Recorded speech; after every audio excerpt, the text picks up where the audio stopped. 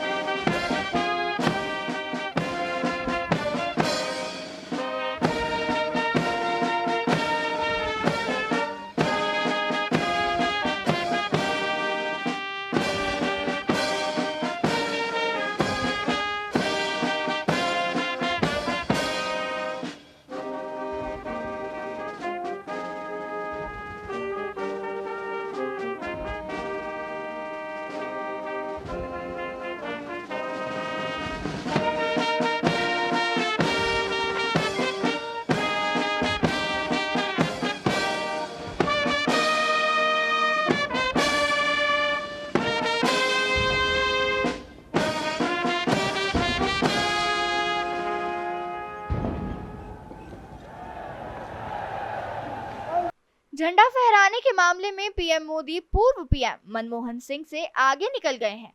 पूर्व पीएम मनमोहन सिंह के नाम लाल किले से 10 बार झंडा फहराने का रिकॉर्ड है। पूर्व पीएम मनमोहन सिंह 2004 से 2013 तक पीएम रहे और लगातार 10 बार झंडा फहराया। पीएम मोदी लाल किले से 11 बार भाषण देने वाले देश के तीसरे प्रधानमंत्री बन गए हैं। इससे पहले जवाहरलाल नेहरू और इंदिरा गांधी के नाम यह उपलब्धि हासिल थी।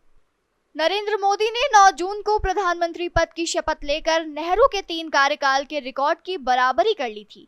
इसके साथ ही पीएम मोदी के नाम स्वतंत्रता दिवस पर सबसे लंबा भाषण देने का रिकॉर्ड भी दर्ज है। देश आज अपना 78वां स्वतंत्रता दिवस मना रहा है। इस मौके पर पीएम मोदी ने सभी देशवासियों को स्वतंत्रता दिवस की शुभकामनाएं दी। प्रधानमंत्री नरेंद्र मोदी ने लगातार 11वीं बार दिल्ली के लाल किले पर पहुंचकर तिरंगा झंडा फहराया।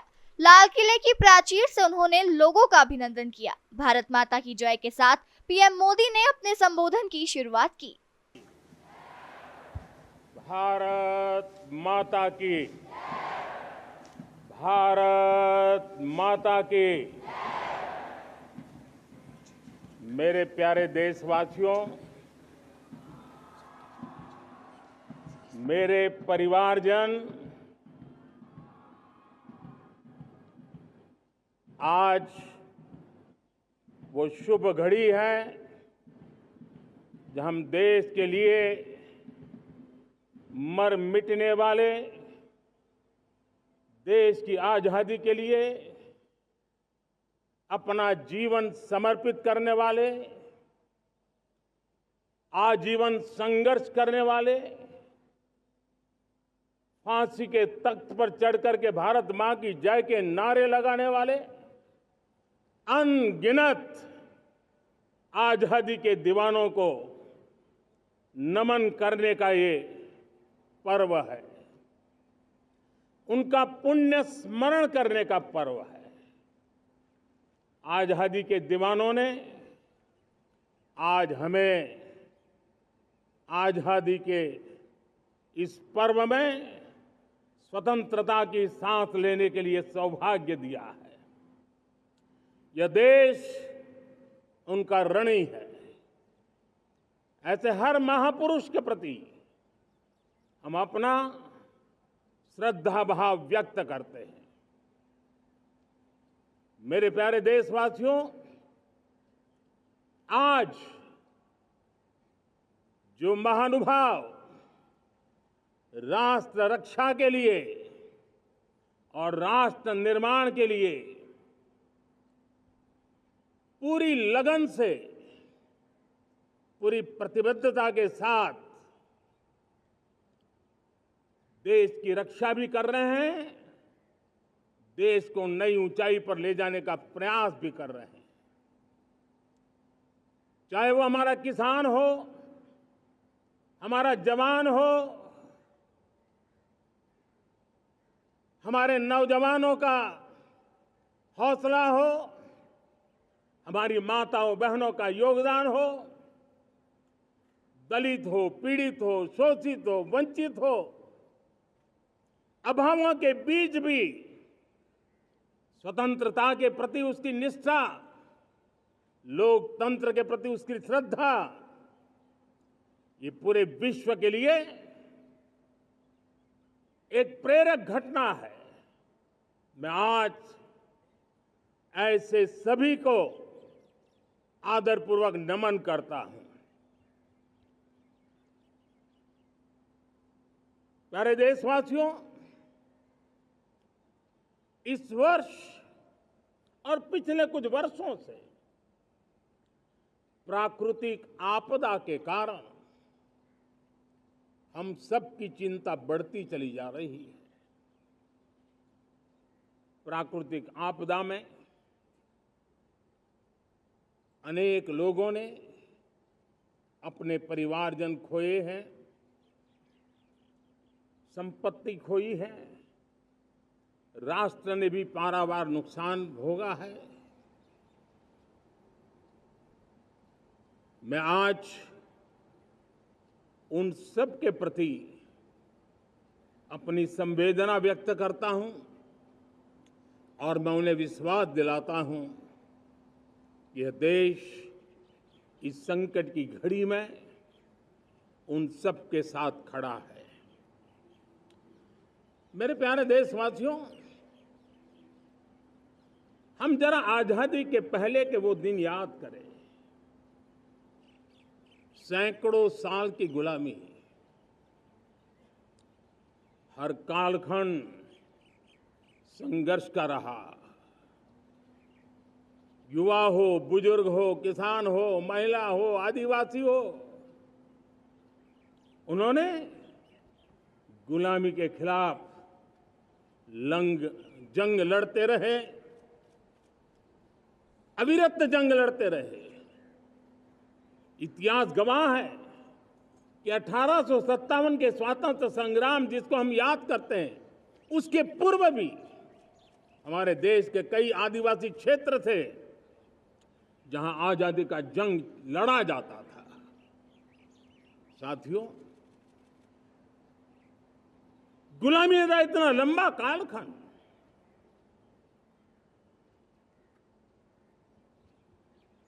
जुल्मी शासक,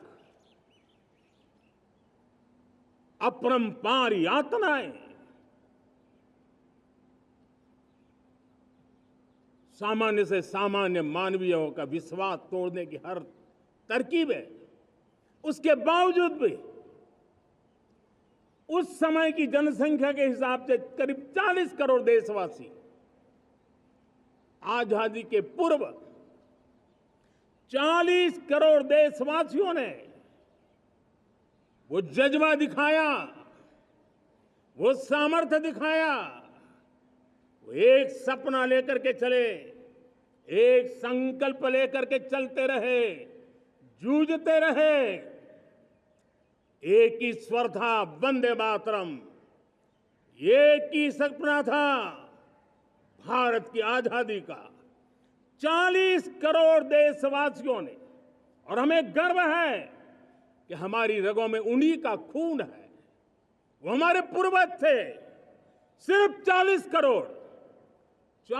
करोड़ लोगों ने दुनिया की महासत्ता को उखाड़ करके फेंक दिया था, गुलामी की जंजीरों को तोड़ दिया था। अगर हमारे पूर्वज, जिनका खून हमारी रगों में है, आज हम तो 140 करोड़ है।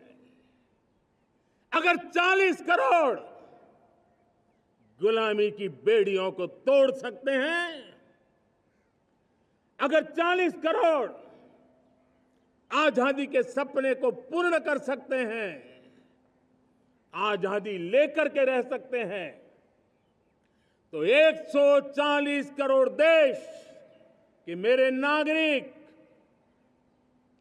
140 करोड़ मेरे परिवारजन अगर संकल्प लेकर के चल पड़ते हैं, एक दिशा निर्धारित करके चल पड़ते हैं, कदम से कदम मिलाकर, कंधे से कंधा मिलाकर अगर चल पड़ते हैं, तो चुनौतियां कितनी भी क्यों ना हो, अभाव की मात्रा कितनी ही तीव्र क्यों ना हो, संसाधनों के लिए जूझने की नौबत हो तो भी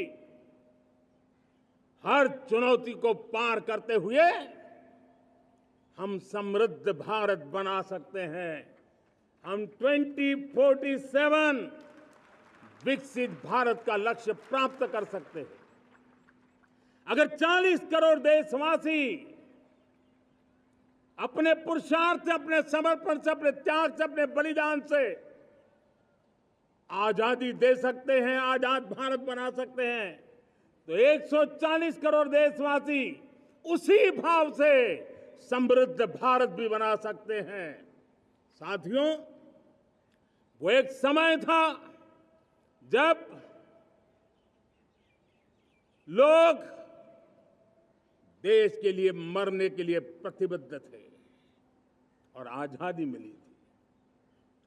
आज ये समय है देश के लिए जीने की प्रतिबद्धता का।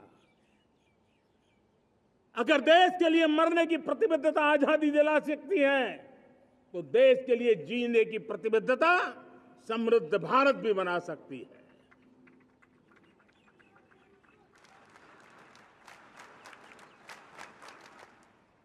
साथियों,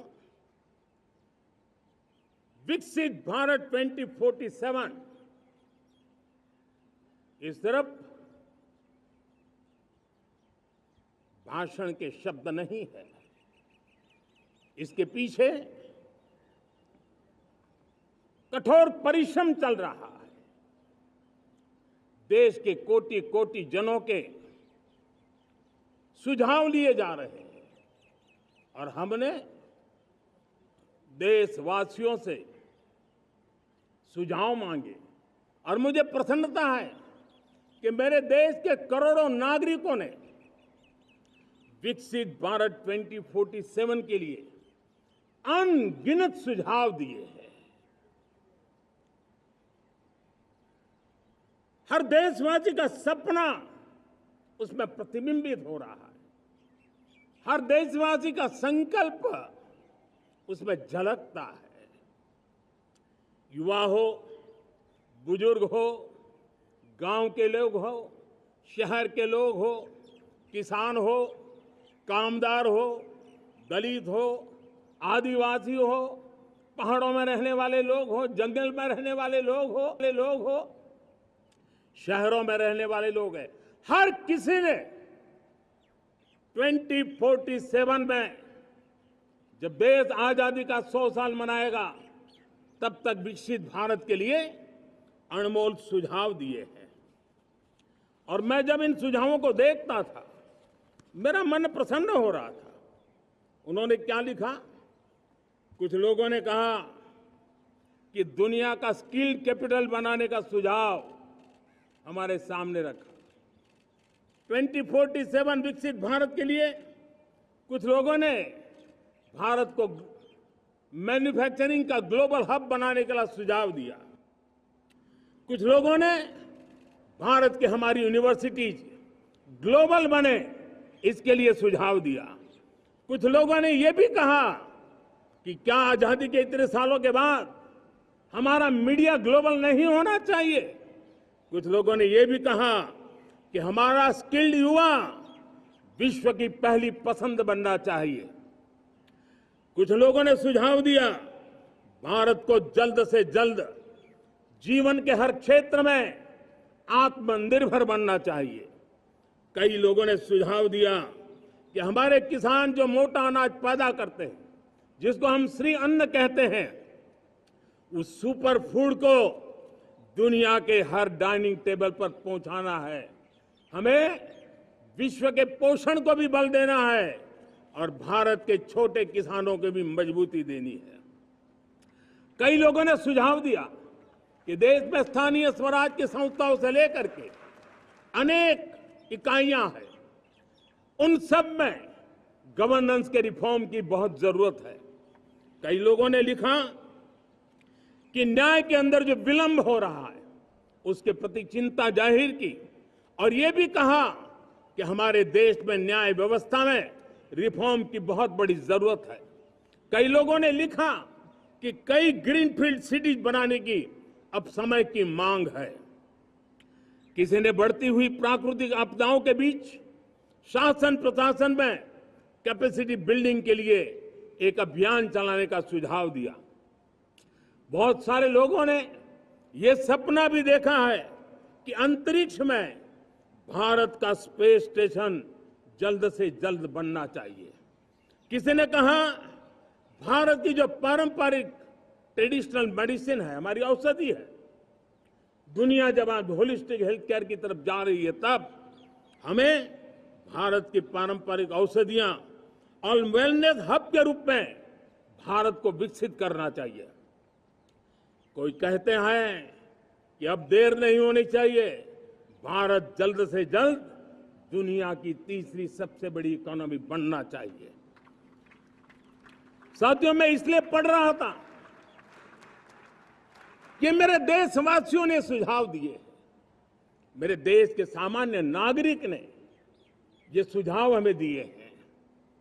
मैं समझता हूं जब देशवासियों की इतनी विशाल सोच हो, देशवासियों के इतने बड़े सपने हो, देशवासियों की इन बातों में जब संकल्प झलकते हो तब हमारे भीतर एक नया संकल्प दृढ़ बन जाता है, हमारे मन में आत्मविश्वास नई ऊंचाई पर पहुंच जाता है।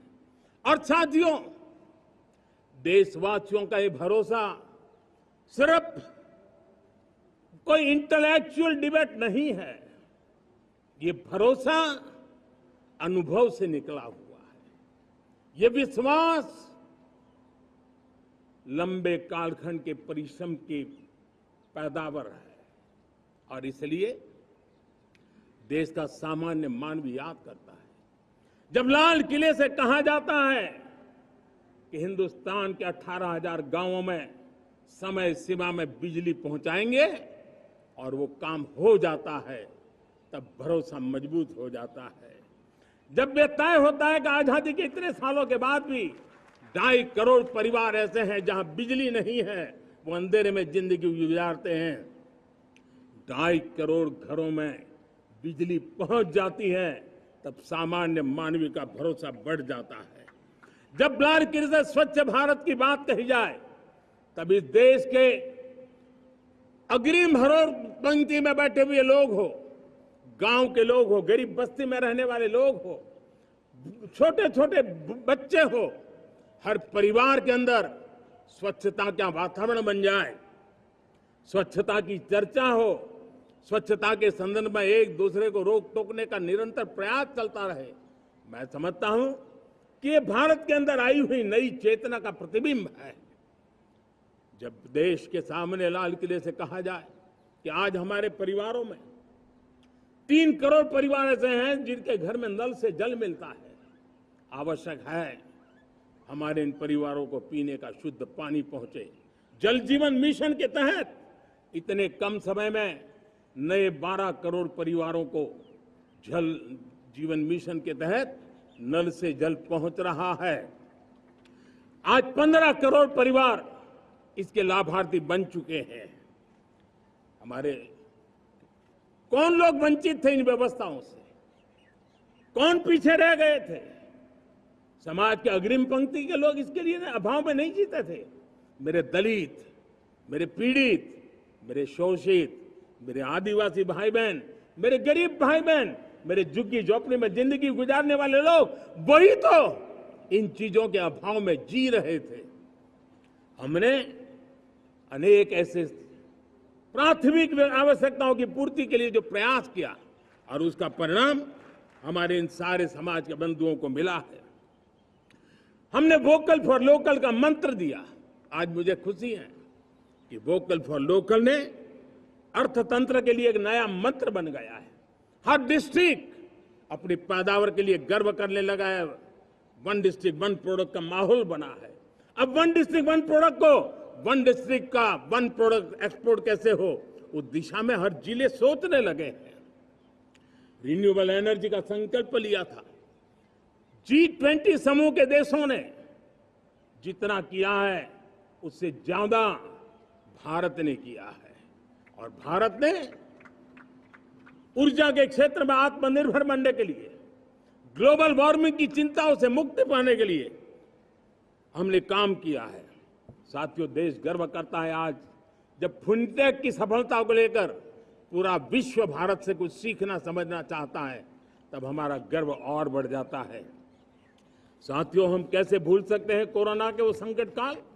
विश्व में सबसे तेज गति से करोड़ों लोगों को वैक्सीनेशन का काम हमारे इसी देशों में हुआ। यही देश हैं जो कभी आतताई आतंकवादी हमें आकर के मार के चले जाते थे। जब देश की सेना सर्जिकल स्ट्राइक करती है, जब देश की सेना एयर स्ट्राइक करती है, तो देश के नौजवानों का सीना ऊंचा हो जाता है, तन जाता है, गर्व से भर जाता है। और यही बातें हैं जो आज 140 करोड़ देशवासियों का मन गर्व से भरा हुआ है, आत्मविश्वास से भरा हुआ है। साथियों, इन सारी बातों के लिए एक सुविचारित प्रयास हुआ है। रिफॉर्म की परंपरा को सामर्थ्य दिया गया है, नक्कर तरीकों के, नक्कर लक्ष्य को लेकर के। और जब राजनीतिक नेतृत्व की संकल्प शक्ति हो, दृढ़ विश्वास हो, जब सरकारी मशीनरी उसको लागू करने के लिए समर्पण भाव से जुट जाती है, और जब देश के हर नागरिक उस सपने को पूरा करने के लिए, जन भागीदारी करने के लिए, जन आंदोलन बनाने के लिए आगे आता है, तब हमें निश्चित परिणाम मिलता ही रहता है। मेरे प्यारे देशवासियों, हम ये न भूलें कि देश उस परिस्थितियों से भी दशकों तक भी आजादी के बाद समय बिताया है, जब होती है, चलती है, अरे यार ये तो चलेगा, अरे हमें क्या मेहनत करने की जरूरत है, अरे मामला है अगली पीढ़ी दिखेगी, अरे हमको मौका मिला है यार, मौज कर लो, आगे वाला आगे का जाने, हमें क्या करना है, हम अपना समय निकाल दें। अरे नया करने जाओगे कोई बवाल उठ जाए, पता नहीं क्यों देश में स्टेटस को का माहौल बन गया था। जो है उसी से गुजारा कर लो, यही का माहौल बन गया था। और लोग तो कहते हैं अरे भाई छोड़ो, अब कुछ होने वाला नहीं है, चलो, ऐसा ही मन बन गया था। हमें इस मानसिकता को तोड़ना था, हमें विश्वास से भरना था, और हमने उस दिशा में प्रयास किया। कई लोग तो कहते थे अरे भाई अगली पीढ़ी के लिए काम हम अभी से क्यों करें, हम तो आज का देखें। लेकिन देश का सामान्य नागरिक ये नहीं चाहता था। वो बदलाव के इंतजार में था, वो बदलाव चाहता था, उसकी ललक थी, लेकिन उसके सपनों को किसी ने तवज्जो नहीं दी, उसकी आशा आकांक्षाओं को, अपेक्षाओं को तवज्जो नहीं दी गई, और उसके कारण वो मुसीबतों को झेलते हुए गुजारा करता रहा, वो रिफॉर्म्स का इंतजार करता रहा। हमें जिम्मेदारी दी गई और हमने बड़े रिफॉर्म्स जमीन पर उतारे। गरीब हो, मिडिल क्लास हो, हमारे वंचित लोग हो, हमारी बढ़ती जाती शहरी आबादी हो, हमारे नौजवानों के सपने हो, संकल्प हो, आकांक्षाएं हो, उनके जीवन में बदलाव लाने के लिए रिफॉर्म का मार्ग हमने चुना। और मैं देशवासियों को विश्वास दिलाना चाहता हूं, रिफॉर्म के प्रति हमारी जो प्रतिबद्धता है वो पिंक पेपर के एडिटोरियल के लिए सीमित नहीं है। हमारे रिफॉर्म्स की ये प्रतिबद्धता है, वो 4 दिन की वाहवाही के लिए नहीं है। हमारी रिफॉर्म्स की प्रक्रिया किसी मजबूरी में नहीं है, देश को मजबूती देने के इरादे से है। और इसलिए मैं आज कह सकता हूं रिफॉर्म का हमारा मार्ग एक प्रकार से ग्रोथ की ब्लूप्रिंट बनी हुई है। ये हमारा रिफॉर्म, ये ग्रोथ, ये बदलाव, ये सिर्फ डिबेट क्लब के लिए, इंटेलेक्चुअल सोसाइटी के लिए, एक्सपर्ट लोगों के लिए सिर्फ चर्चा का विषय नहीं है। साथियों, हमने राजनीतिक मजबूरी के कारण नहीं किया है। हम जो कुछ भी कर रहे हैं वो राजनीति का भागा गुणा करके नहीं सोचते हैं। हमारा एक ही संकल्प होता है, नेशन फर्स्ट, नेशन फर्स्ट, राष्ट्रहित सुप्रीम। ये मेरा भारत महान बने, इसी संकल्प को लेकर के हम कदम उठाते हैं। साथियों, जब रिफॉर्म की बात आती है, एक लंबा परिवेश है। अगर मैं उसकी चर्चा में चला जाऊंगा तो शायद घंटों निकल जाएंगे, लेकिन मैं एक छोटा सा उदाहरण देना चाहता हूं। बैंकिंग क्षेत्र में जो रिफॉर्म हुआ, आप सोचिए बैंकिंग क्षेत्र का क्या हाल था। न विकास होता था, न विस्तार होता था, न विश्वास बढ़ता था। इतना ही नहीं, जिस प्रकार की कारनामे चले उसके कारण हमारे बैंक संकटों से गुजर रहे थे। हमने बैंकिंग सेक्टर को मजबूत बनाने के लिए अनेक विध रिफॉर्म्स किए और आज उसका कारण हमारी बैंक विश्व में जो इन्हीं गुने मजबूत बैंक के हैं उसमें भारतीय बैंकों ने अपना स्थान बनाया है। और जब बैंक मजबूत होती है ना, तब फॉर्मल इकोनॉमी की ताकत भी बढ़ती है। जब बैंक की व्यवस्था बन जाती है, जब सामान्य खास करके मध्यम वर्ग के परिवार की जो रिक्वायरमेंट होती है उसको पूरा करने की सबसे बड़ी ताकत बैंकिंग सेक्टर में होती है। अगर उसको होम लोन चाहिए, उसको व्हीकल का लोन चाहिए, मेरे किसान को ट्रैक्टर के लिए लोन चाहिए, मेरे नौजवानों को स्टार्टअप के लिए लोन चाहिए, मेरे नौजवानों को कभी पढ़ने के लिए, एजुकेशन के लिए लोन चाहिए, किसी को विदेश जाने के लिए लोन चाहिए, ये सारी बातें उसे संभव होती है। मुझे तो खुशी है कि मेरे पशुपालक भी, मेरे मछली पालन करने वाले भाई बहन भी आज बैंकों से लाभ ले रहे हैं।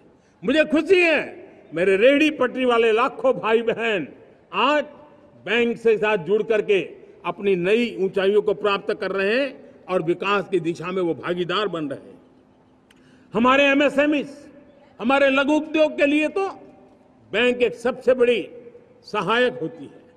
उसको रोजमर्रा पैसों की जरूरत होती है अपने नित्य मर्जी पर प्रगति के लिए, और उस काम को हमारी मजबूत बैंकों के कारण संभव हुआ है। साथियों, दुर्भाग्य से हमारे देश में आजादी तो मिली, लेकिन लोगों को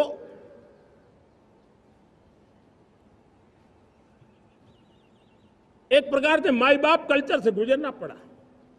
सरकार के पास मांगते रहो, सरकार के पास हाथ फैलाते रहो, किसी की सिफारिश के लिए रास्ते खोजते रहो, वही कल्चर डेवलप हुआ था। आज हमने गवर्नेंस के इस मॉडल को बदला है। आज सरकार खुद लाभार्थी हितार्थी के पास जाती है। आज सरकार खुद उसके घर गैस का चूल्हा पहुंचाती है। आज सरकार खुद उसके घर पानी पहुंचाती है। आज सरकार खुद उसके घर बिजली पहुंचाती है। आज सरकार खुद उसको आर्थिक मदद दे करके विकास के नए आयामों को चर करने के लिए प्रेरित करती है, प्रोत्साहित करती है। आज सरकार खुद नौजवान के स्किल डेवलपमेंट के लिए अनेक विध कदम उठा रही है। साथियों, बड़े रिफॉर्म्स के लिए हमारी सरकार बहुत ही प्रतिबद्ध है और हम इसी के द्वारा देश में प्रगति की राह को चुनना चाहते हैं। साथियों, देश में नई व्यवस्थाएं बन रही है। देश को आगे ले जाने के लिए अनेक वित्त नीतियों को, अनेक वित्त पॉलिसीज को निरंतर बनाया जाए और नए सिस्टम पर देश का भरोसा भी बढ़ता रहता है, निरंतर बढ़ता रहता है। आज जो 20-25 साल का नौजवान है, जो 10 साल पहले जब 12-15 साल की उम्र का नौजवान था, उसने अपनी आंखों के सामने ये बदलाव देखा है। 10 साल के भीतर भीतर उसके सपनों को आकार मिला है, धार मिली है, और उसके आत्मविश्वास में एक नई चेतना जगी है और वही देश का एक नया सामर्थ्य के रूप में उभरना है। आज विश्व भर में भारत की साख बढ़ी है, भारत के प्रति देखने का नजरिया बदला है। आज विश्व में युवाओं के लिए संभावनाओं के द्वार खुले हैं, रोजगार के अनगिनत नए अवसर जो शायद आजादी के इतने सालों के बाद भी नहीं आए थे, वो आज उनके दरवाजे पर दस्तक दे रहे हैं। संभावनाएं बढ़ती गई हैं, नए मौके बन रहे हैं। मेरे देश के युवाओं को अब धीरे धीरे चलने का इरादा नहीं है। मेरा देश का नौजवान इंक्रीमेंटल प्रगति में विश्वास नहीं करता। मेरा देश का नौजवान छलांग मारने के मूड में है। वो छलांग मार के नई सिद्धियों को प्राप्त करने के मूड में है। मैं कहना चाहूंगा, भारत के लिए गोल्डन एरा है। वैश्विक परिस्थितियों की तुलना में भी देखें, ये गोल्डन एरा है। ये हमारा स्वर्णिम कालखंड है। मेरे प्यारे देशवासियों, ये अवसर हमें जाने नहीं देना है। ये मौका हमें जाने नहीं देना चाहिए और इसी मौके को पकड़ करके अपने सपने और संकल्पों को लेकर के चल पड़ेंगे तो हम देश की स्वर्णिम भारत की जो अपेक्षा और हमें विकसित भारत का 2047 का लक्ष्य हम पूरा करके रहेंगे। हम सदियों की बेड़ियों को तोड़ करके निकले हैं। आज टूरिज्म का क्षेत्र हो, एमएसएमई का क्षेत्र हो, एजुकेशन हो, हेल्थ सेक्टर हो, ट्रांसपोर्ट सेक्टर हो, खेती और किसानी का सेक्टर हो, हर सेक्टर में एक नया आधुनिक सिस्टम बन रहा है। हम विश्व की बेस्ट प्रैक्टिसेस को भी आगे देख रखते हुए हम हमारे देश की परिस्थितियों के अनुसार आगे बढ़ना चाहते हैं। हर सेक्टर में आधुनिकता की जरूरत है, नएपन की जरूरत है, टेक्नोलॉजी को जोड़ने की जरूरत है और हर सेक्टर में हमारी नई नीतियों के कारण इन सारे क्षेत्रों में एक नया सपोर्ट मिल रहा है, नई ताकत मिल रही है।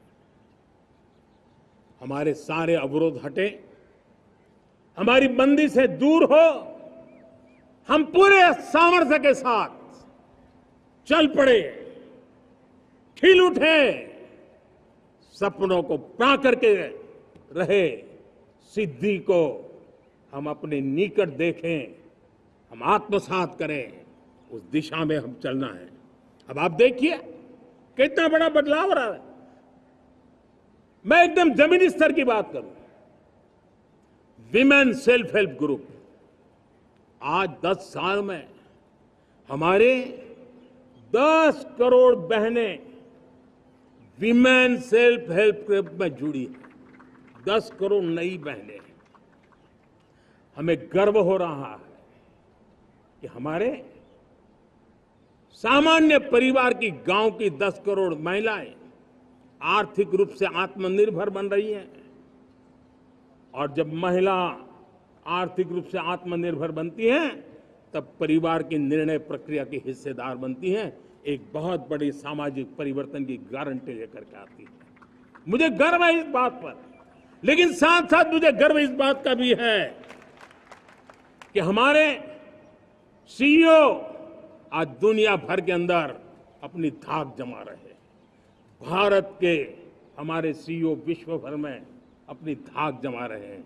हमारे लिए खुशी की बात है कि एक तरफ मेरे सीईओ दुनिया भर में नाम कमा रहे हैं, भारत का नाम बढ़ा रहे हैं, तो दूसरी तरफ विमेन सेल्फ हेल्प ग्रुप से 1 करोड़ मेरी सामान्य परिवार की माताएं बहनें लखपति दीदी बनती है। मेरे लिए ये भी उतना ही गर्व की बात है।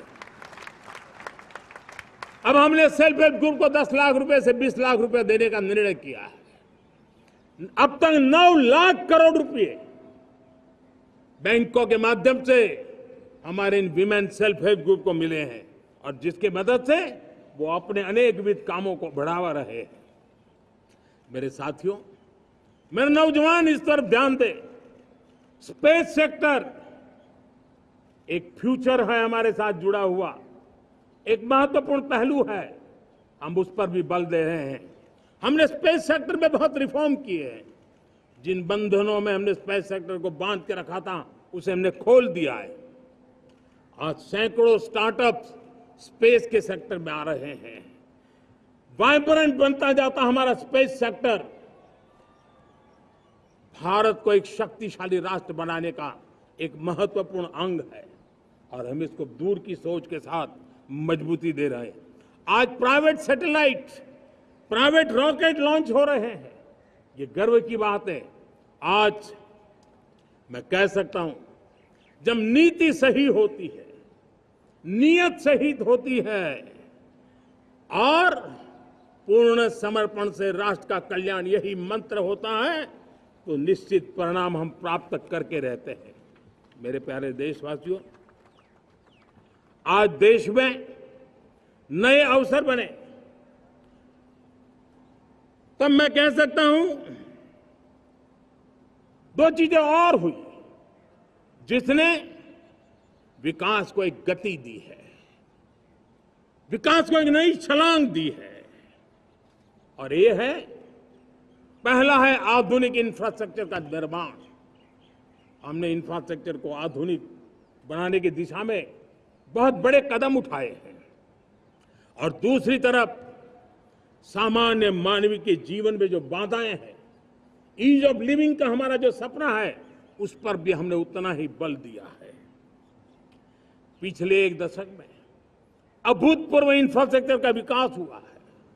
रेल हो, रोड हो, एयरपोर्ट हो, पोर्ट हो, ब्रॉडबैंड कनेक्टिविटी हो, गांव-गांव नए स्कूल बनाने की बात हो, जंगलों में स्कूल बनाने की बात हो, दूर सुदूर इलाकों में अस्पताल बनाने की बात हो, आरोग्य मंदिर बनाने की बात हो, मेडिकल कॉलेजों का काम हो, आयुष्मान आरोग्य मंदिरों का निर्माण चलता हो, 60,000 से ज्यादा अमृत सरोवर बने हो, 2 लाख पंचायतों तक ऑप्टिकल फाइबर नेटवर्क पहुंचा हो, नहरों का एक बहुत बड़ा जाल बिछाया जा रहा हो, 4 करोड़ पक्के घर बनना, गरीबों को एक नया आश्रय मिलना, 3 करोड़ नए घर बनाने के संकल्प के साथ आगे बढ़ने की हमारी कोशिश हो। हमारा पूर्वी भारत, नॉर्थ ईस्ट, उसका इलाका आज इंफ्रास्ट्रक्चर के लिए जाने जाना लगा है। और हमने ये जो कायाकल्प किया है, उसका सबसे बड़ा लाभ समाज के उन वर्गों तक हम पहुंचे हैं जो ग्रामीण सड़कें वहां बनी है जिनकी तरफ कोई देखता नहीं था, जिस इलाकों को नहीं देखता था, जिन गांवों को नहीं देखता था।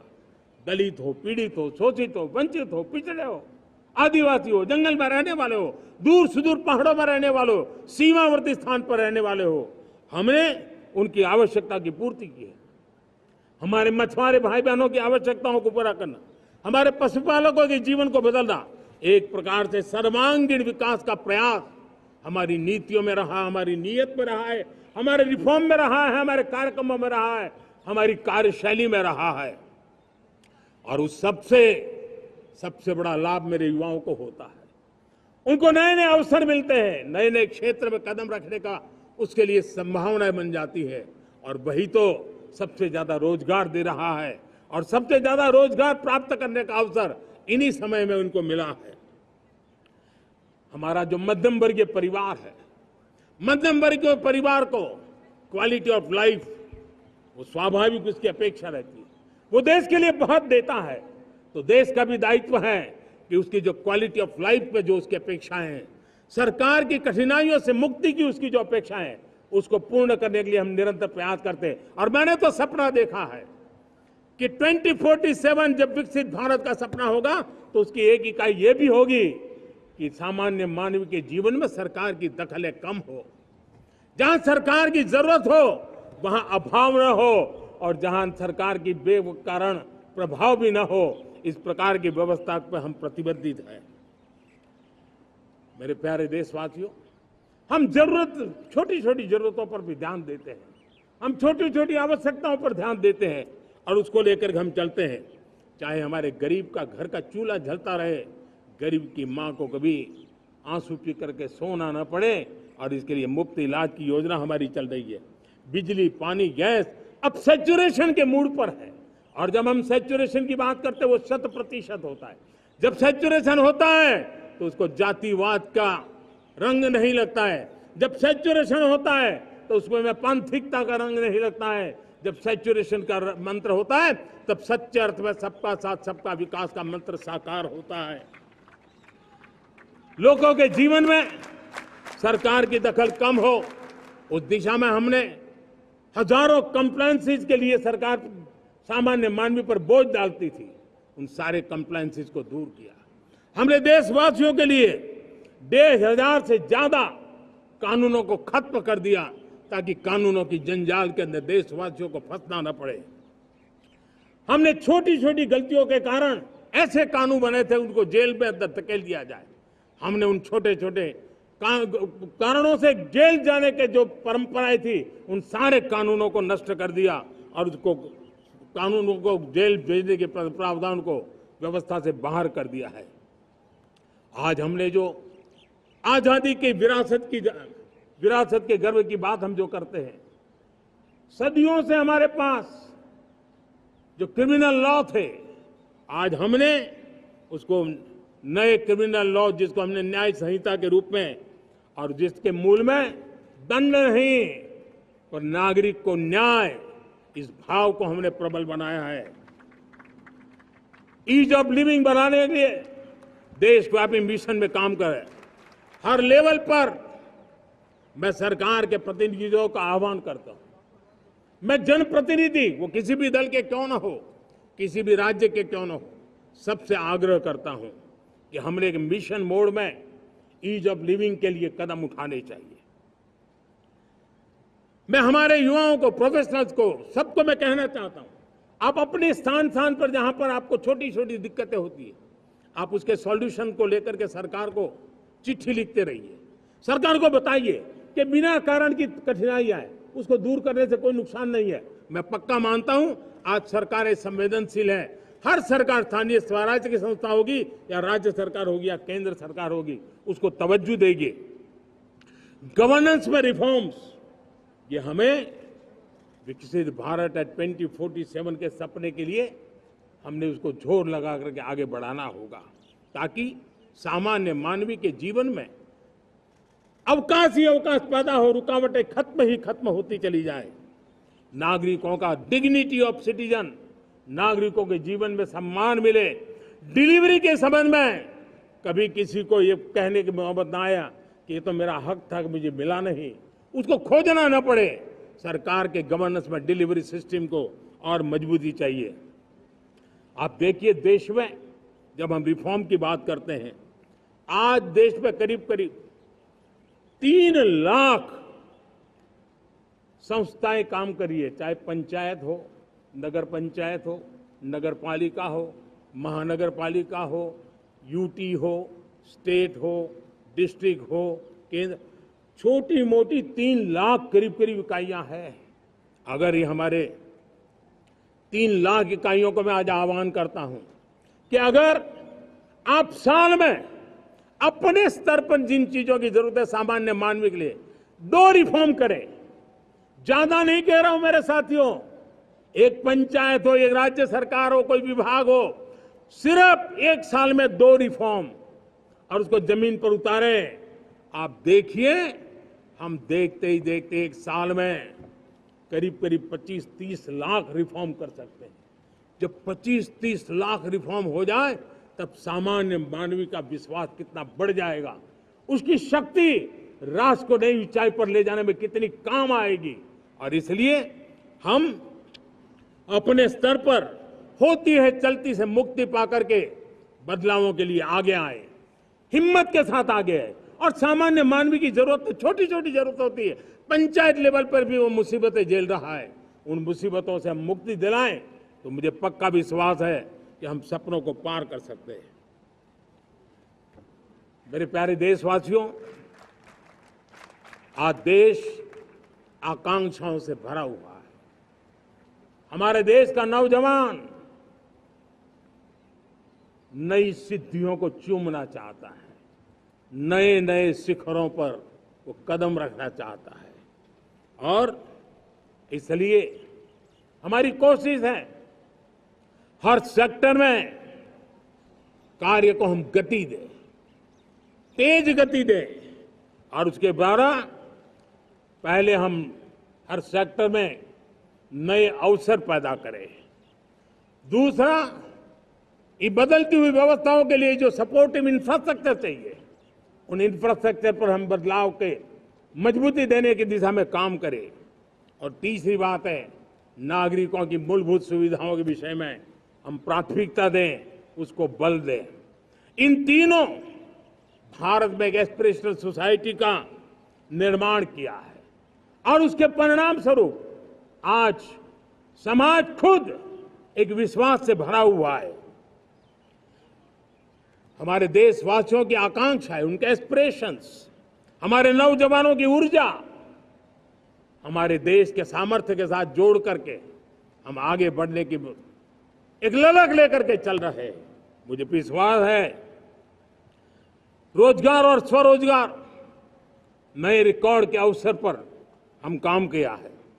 प्रति व्यक्ति आज आय दोगुनी करने में हम सफल हुए हैं। ग्लोबल ग्रोथ में भारत का योगदान बड़ा है। भारत का एक्सपोर्ट लगातार बढ़ रहा है। विदेशी मुद्रा भंडार लगातार बढ़ा हुआ है, पहले से 2 गुना पहुंचा है। ग्लोबल संस्थानों का भारत के प्रति भरोसा बढ़ा है। मुझे विश्वास है भारत की दिशा सही है, भारत की गति तेज है और भारत के सपनों में सामर्थ्य है। लेकिन इन सबके साथ संवेदनशीलता का हमारा मार्ग हमारे लिए ऊर्जा में एक नई चेतना भरता है। मम भाव हमारे कार्य की शैली है। समभाव भी चाहिए, मम भाव भी चाहिए, उसको लेकर के हम चल रहे हैं। साथियों, मैं जब कोरोना काल को याद करता हूं, कोरोना की वैश्विक महामारी के बीच सबसे तेजी से इकोनॉमी को बेहतर बनाने वाला कोई देश है तो वो देश भारत है। तब लगता है कि हमारी दिशा सही है। जब जात पात मत पंथ ऊपर उठकर हर घर तिरंगा फहराया जाता है, तब लगता है देश की दिशा सही है। आज पूरा देश तिरंगा है, हर घर तिरंगा है। न कोई जात है, न कोई पात है, न कोई ऊंच है, न कोई नीच है, सभी भारतीय है।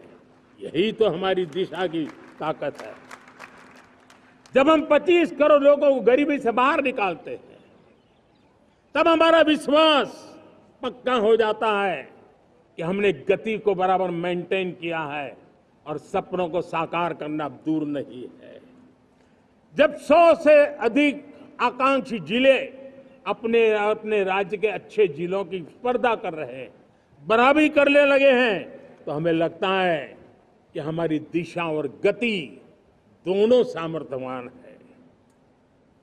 जब हमारे उन आदिवासी साथियों को वो मदद मिलती है, पीएम जनमन के द्वारा उनको जो योजनाएं पहुंची थी, आबादी बहुत छोटी है लेकिन बहुत दूर सुदूर इलाकों में छुटपुट परिवार रहते हैं, हमने उनको खोज के निकाला है, उनके लिए चिंता की है। तब लगता है कि संवेदनशीलता से जब काम करते हैं तब संतोष कितना मिलता है। वर्किंग वुमेन के लिए पेड मैटरनिटी लीव 12 हफ्ते से बढ़ा करके 26 हफ्ते कर देते हैं। तब सिर्फ नारी का सम्मान ही करते इतना नहीं है, नारी के प्रति संवेदनशील भाव से निर्णय करते इतना नहीं, लेकिन उसके गोद में जो बच्चा पला है ना, उसको एक उत्तम नागरिक बनाने के लिए माँ की जो जरूरत है उसमें सरकार रुकावट न बने, इस संवेदनशील भावना से उस निर्णय को हम करते हैं। जब मेरे दिव्यांग भाई बहन भारतीय साइन लैंग्वेज की बात हो या तो सुगम्य भारत का अभियान हो, उसको लगता है कि अब मेरी भी डिग्निटी है, मेरे प्रति देश के नागरिक सम्मान के भाव से देखता है। और पैरालंपिक में तो हमारे खिलाड़ी नई नई ताकत दिखाने लगे हैं। तब लगता है कि ये जो मेरा मम भाव है, हम सबका मम भाव है, उसकी ताकत नजर आती है। हमारे ट्रांसजेंडर समाज के प्रति हम जिस संवेदना के साथ निर्णय बना रहे हैं, हम नए नए कानून बना रहे हैं, उनको सम्मान का जीवन देने के लिए हम प्रयास कर रहे हैं, तब बदलाव की हमारी दिशा सही दिखता है। सेवा भाव से किए गए इन कामों का, जो त्रिविध मार्गों से हम चले हुए, इन कामों का एक सीधा सीधा लाभ आज उसके परिणाम के रूप में हमें नजर आ रहा है। 60 साल बाद लगातार तीसरी बार आपने हमें देश सेवा का मौका दिया है। मेरे 140 करोड़ देशवासी, आपने जो आशीर्वाद दिए हैं, उस आशीर्वाद में मेरे लिए एक ही संदेश है, जन जन की सेवा, हर परिवार की सेवा, हर क्षेत्र की सेवा, और सेवा भाव से समाज की शक्ति को साथ लेकर के विकास की नई ऊंचाइयों पर पहुंचना, 2047 विकसित भारत के सपने को लेकर के चलना, उसी एक संदेश को लेकर मैं आज लाल किले की प्राचीर से हमें आशीर्वाद देने के लिए मैं कोटि कोटि देशवासियों का सर झुका करके आभार व्यक्त करता हूं। मैं उनके प्रति नतमस्तक होता हूं और मैं उनको विश्वास दिलाता हूं कि हमें नई ऊंचाइयों को नए जोश के साथ आगे बढ़ना है। हमें सिर्फ जो हो गया है वो संतोष मान करके बैठने वाले हम लोग नहीं हैं, वो हमारे संस्कार में नहीं है। हम कुछ और करने के लिए, कुछ और आगे बढ़ने के लिए और कुछ और नई ऊंचाइयों को पार करने के लिए हम आगे बढ़ना चाहते हैं। विकास को, समृद्धि को, सपनों को साकार करने को, संकल्प को लिए जीवन खपाने को हम अपना स्वभाव बनाना चाहते हैं, देशवासियों का स्वभाव बनाना चाहते हैं। मेरे प्यारे देशवासियों, आज नई शिक्षा नीति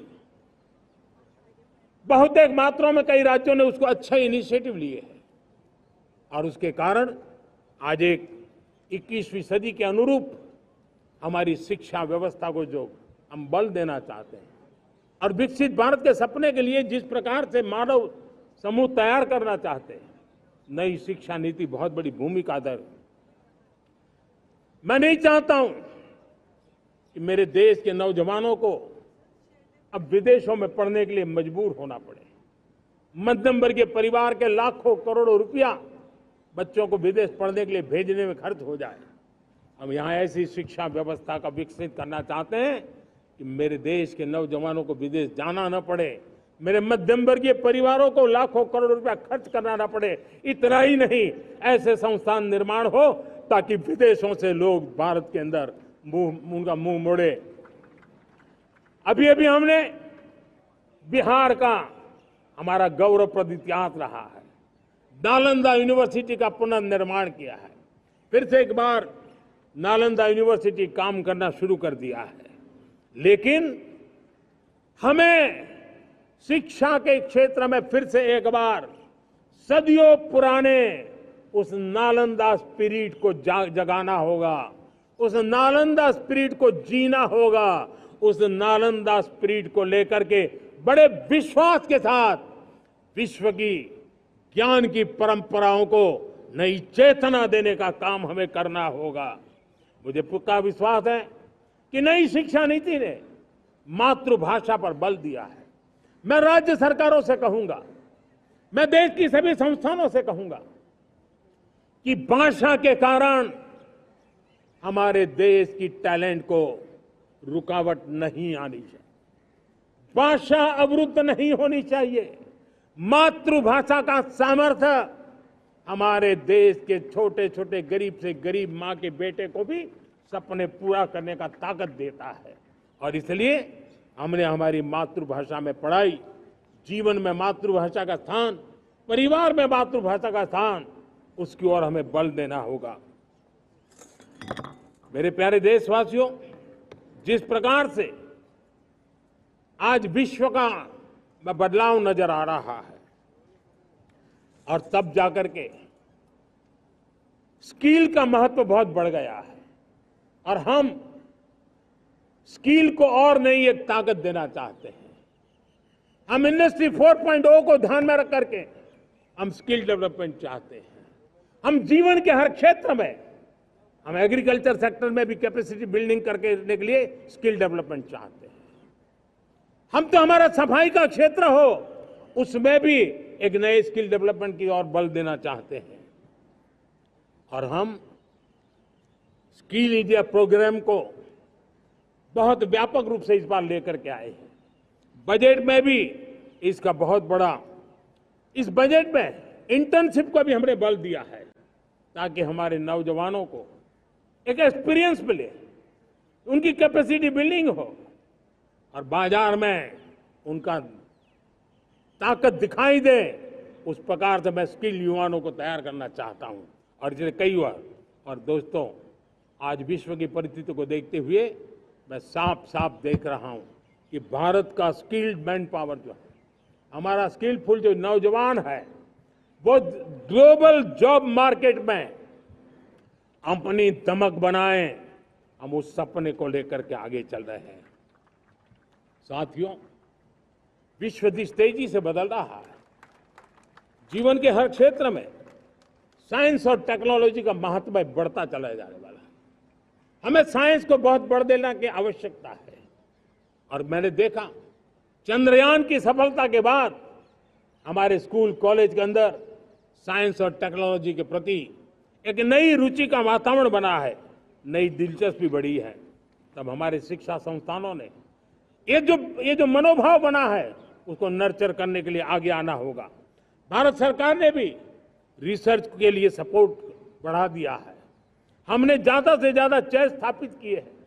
हमने नेशनल रिसर्च फाउंडेशन बना करके हमने उसको एक कानूनी परिवेश में ला करके स्थायी रूप से एक व्यवस्था विकसित की है ताकि रिसर्च को लेकर के निरंतर बल मिले और ये रिसर्च फाउंडेशन उस काम को करे। मेरे बड़े गर्व की बात है कि बजट में हमने 1 लाख करोड़ रुपया रिसर्च और इनोवेशन के लिए हमने देने का निर्णय किया है ताकि हमारे देश के नौजवान के पास जो आइडियाज है उस आइडियाज को हम जमीन पर उतार पाएं। साथियों, आज भी हमारे देश में मेडिकल एजुकेशन के लिए हमारे बच्चे बाहर जा रहे हैं। वैसा कहा हमारे वो ज्यादातर मध्यम वर्गीय परिवार के, उनके लाखों करोड़ों रुपए खर्च हो जाते हैं और तब जाकर के हमने पिछले 10 साल में मेडिकल सीटों को करीब करीब 1 लाख कर दिया। आज मैं करीब 25,000 युवा हर साल विदेश में मेडिकल एजुकेशन के लिए जाते हैं और ऐसे ऐसे देश में जाना पड़ रहा है, कभी कभी तो मैं सुनता हूं तो हैरान हो जाता हूं। और इसलिए हमने तय किया है कि अगले 5 साल में मेडिकल लाइन में 75,000 नई सीटें बनाई जाएगी। मेरे प्यारे देशवासियों, विकसित भारत 2047 वो स्वस्थ भारत भी होना चाहिए और जब स्वस्थ भारत हो तो आज जो बच्चे हैं उनके पोषण पर आज से ही ध्यान देने की जरूरत है। और इसलिए हमने विकसित भारत की जो पहली पीढ़ी है उनकी तरफ विशेष ध्यान दे करके हमने पोषण का एक अभियान चला है। हमने राष्ट्रीय पोषण मिशन शुरू किया है। पोषण को हमने प्राथमिकता दी है। मेरे प्यारे देशवासियों, हमारी कृषि व्यवस्था को ट्रांसफॉर्म करना बहुत जरूरी है, समय की मांग है। हम सदियों से जिस परंपरा में दबे हुए हैं, जकड़े हुए हैं, उससे मुक्ति पानी होगी और हमारे किसानों को उसके लिए हम मदद भी दे रहे हैं। हम उसको ट्रांसफॉर्म करने की दिशा में लगातार काम करते आए हैं। आज आसान ऋण दे रहे हैं किसानों को, टेक्नोलॉजी की मदद दे रहे हैं, किसान जो पैदावार करता है उसको वैल्यू एडिशन के लिए हम काम कर रहे हैं, उसके लिए मार्केटिंग के लिए पूरा प्रबंध करते हैं ताकि उसको एंड टू एंड हर जगह पे हैंड होल्डिंग की व्यवस्था हो, उस दिशा में हम काम कर रहे हैं। आज जब धरती माता के प्रति सारा विश्व चिंतित है, जिस प्रकार से उर्वरक के कारण हमारी धरती माता की शहद दिनों दिन बिगड़ता जा रही है, हमारी धरती माता की उत्पादकता क्षमता खत्म होती चली जा रही है, कम होती चली जा रही है। और उस समय मैं मेरे देश के लाखों किसानों का आभार व्यक्त करना चाहता हूं जिन्होंने प्राकृतिक खेती का रास्ता चुना है और हमारी धरती माता की सेवा करने का भी उन्होंने बीड़ा उठाया है। और इस बार बजट में भी हमने प्राकृतिक खेती को बल देने के लिए बहुत बड़ी योजनाओं के साथ बहुत बड़ा बजट में प्रावधान किया है। मेरे प्यारे देशवासियों, आज दुनिया की स्थिति में देखता हूं, पूरा विश्व होलिस्टिक हेल्थ केयर की तरफ मुड़ा है और तब उनको ऑर्गेनिक फूड ये उनकी प्रथम पसंद बनी है। आज विश्व के लिए ऑर्गेनिक फूड का अगर कोई फूड बास्केट बन सकता है तो मेरे देश का किसान बना सकता है, मेरा देश बन सकता है। और इसलिए हम आने वाले दिनों में उस सपने को लेकर के आगे चलना चाहते हैं ताकि ऑर्गेनिक फूड की जो विश्व की मांग है, उस ऑर्गेनिक फूड का बास्केट हमारा देश कैसे बने, किसानों का जीवन आसान बने, गांव में टॉप क्लास इंटरनेट कनेक्टिविटी मिले, किसानों को स्वास्थ्य सुविधाएं मिले, किसान के बच्चों को पढ़ने के लिए स्मार्ट स्कूल अवेलेबल हो, किसान के बच्चों को रोजगार उपलब्ध हो। छोटी छोटे खेती के टुकड़ों पर पूरा परिवार आज जीना बड़ा मुश्किल हो रहा है, तब उनके नौजवानों के लिए वो स्किल मिले ताकि उनके नए रोजगार मिले, नए आय के साधन बने। इसका एक कॉम्प्रिहेंसिव प्रयास हम कर रहे हैं। बीते वर्षों में वुमेन लेड डेवलपमेंट मॉडल पर हमने काम किया है। इनोवेशन हो, एम्प्लॉयमेंट हो, एंटरप्रेन्योरशिप हो, हर सेक्टर में महिलाओं के कदम बढ़ते जा रहे हैं। महिलाएं सिर्फ भागीदारी बढ़ा रही है ऐसा नहीं, महिलाएं नेतृत्व दे रही है। आज अनेक क्षेत्रों में, आज हमारे रक्षा क्षेत्र में देखिए, हमारा एयरफोर्स हो, हमारी आर्मी हो, हमारी नेवी हो, हमारा स्पेस सेक्टर हो, आज हमारी महिलाओं का हम दमखम देख रहे हैं देश के लिए। लेकिन दूसरी तरफ कुछ चिंता की बातें भी आती हैं और मैं आज लाल किले से फिर बार एक अपनी पीड़ा व्यक्त करना चाहता हूं।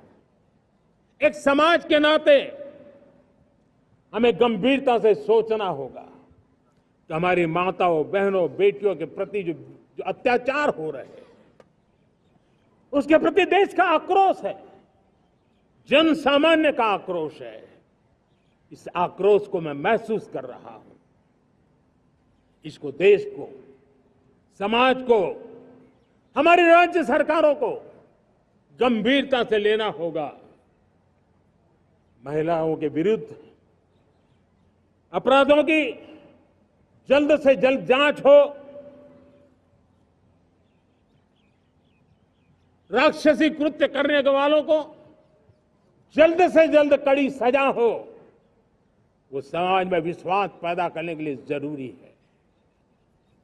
मैं ये भी बताना चाहूंगा कि जब बलात्कार की या महिलाओं पर अत्याचार की घटनाएं घटती हैं तो उसकी बहुत चर्चा होती है, बहुत प्रचार होता है, मीडिया में छाया रहता है। लेकिन जब ऐसे राक्षसी मनोवृत्ति व्यक्ति को सजा होती है तो वो खबरों में कहीं नजर नहीं आती है, कोने में कहीं पड़ा रहता है।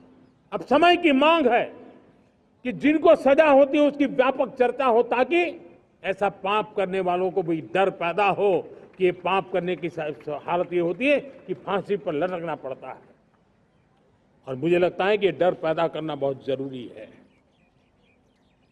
मेरे प्यारे देशवासियों, हमारे देश में ऐसी एक आदत बन गई थी स्वभाव से, हम देश को कम आंकना, देश के प्रति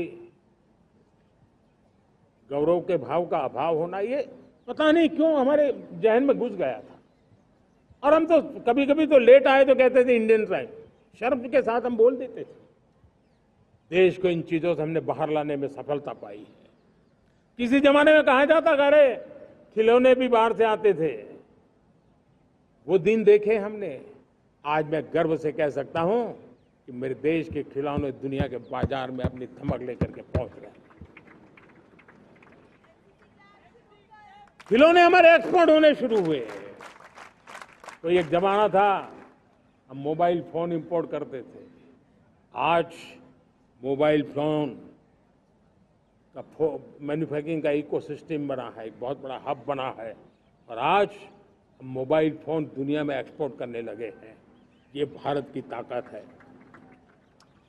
साथियों, भविष्य के साथ सेमीकंडक्टर जुड़ा हुआ है, आधुनिक टेक्नोलॉजी जुड़ी है, एआई जुड़ा हुआ है। हमने सेमीकंडक्टर मिशन पर काम शुरू किया है। हर उपकरण में मेड इन इंडिया चिप क्यों न हो, क्यों ये सपना मेरे देश का नौजवान देखे। टैलेंट यहाँ है, सारे इस प्रकार के रिसर्च काम हिंदुस्तान में होते हैं, तो अब प्रोडक्शन भी हिंदुस्तान में होगा, सेमीकंडक्टर का काम भी हिंदुस्तान में होगा, और हम एंड टू एंड सॉल्यूशन दुनिया को देने की ताकत रखते हैं, और हम उसको साथियों एक जमाना हमने देखा है 2G के लिए हम कैसा संघर्ष करते थे।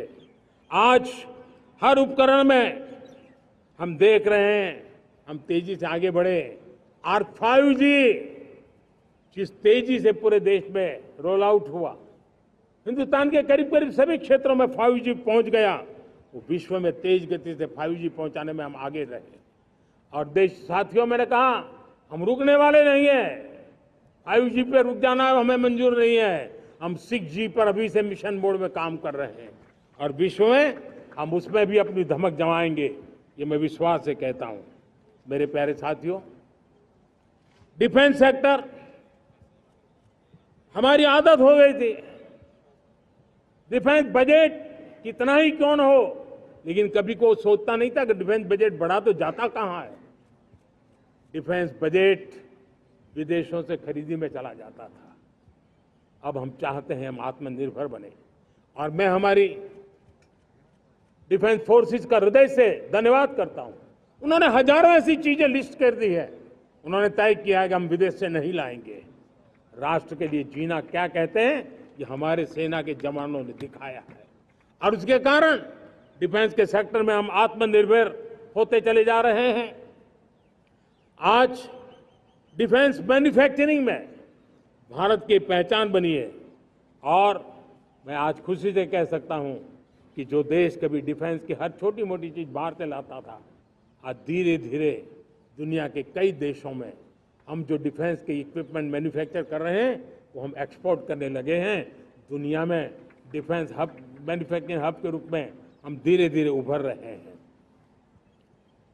हम मैन्युफैक्चरिंग क्षेत्र को बढ़ावा देना चाहते हैं, क्योंकि रोजगार के लिए सर्वाधिक आवश्यक है। आज PLI स्कीम को बहुत बड़ी सफलता मिली है। FDI रिफॉर्म्स, उसने भी हमें बहुत बड़ी ताकत दी है। MSMEs को बहुत बड़ा बल मिला है, नई व्यवस्थाएं विकसित हुई है, और उसके कारण हमारा मैन्युफैक्चरिंग सेक्टर, हम दुनिया का एक मैन्युफैक्चरिंग हब बने। जिस देश के पास इतनी नौजवान शक्ति हो, जिस देश के अंदर ये सामर्थ्य हो, हम मैन्युफैक्चरिंग की दुनिया में भी इंडस्ट्री 4.0 में हम बहुत बड़ी ताकत के साथ आगे जाना चाहते हैं। और इसके लिए आवश्यक स्किल डेवलपमेंट, उस पर भी हमने बल दिया है, और स्किल डेवलपमेंट में भी हमने नए मॉडल तय किए हैं।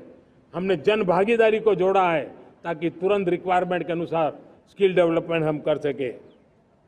और मुझे विश्वास है, मैं लाल किले की प्राचीर से कह रहा हूं, वो दिन दूर नहीं होगा जो भारत इंडस्ट्रियल मैन्युफैक्चरिंग का हब होगा, दुनिया उसकी तरफ देखती होगी। आज विश्व की बहुत बड़ी कंपनियां भारत में निवेश करना चाहती हैं।